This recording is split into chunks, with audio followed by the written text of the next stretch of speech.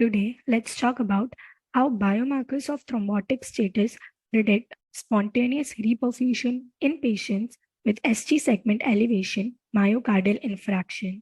Spontaneous reperfusion, seen in 20% of patients with ST segment elevation myocardial infarction, manifests as normal epicardial flow in the infarct-related artery with or without ST segment resolution before percutaneous coronary intervention.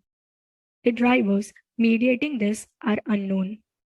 Talking about the methods, in a prospective study, blood from STEMI patients was tested pre-PCI to assess in vitro point of care occlusion time and endogenous lysis times.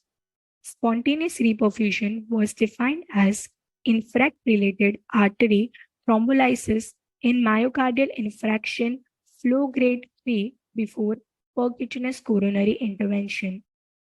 Patients were followed for major cardiovascular events.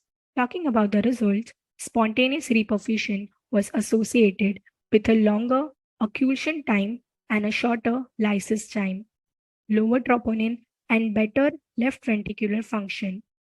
Lysis time was superior to occlusion time for predicting spontaneous reperfusion. Among patients with spontaneous reperfusion, those with complete versus partial ST segment resolution had a longer occlusion time and a shorter lysis time. Spontaneous reperfusion was unrelated to clinical characteristics or pain to angiography times. Over 4 years, patients with spontaneous reperfusion experienced fewer major adverse cardiovascular events than those without, especially in those with both spontaneous reperfusion and complete ST segment resolution.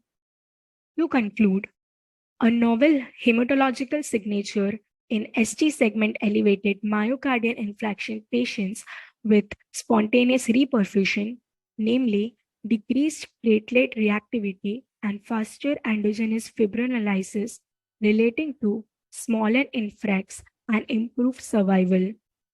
This finding indicates a role for modulating thrombotic status early after ST segment elevated myocardial infarction onset to facilitate spontaneous reperfusion and improve outcomes.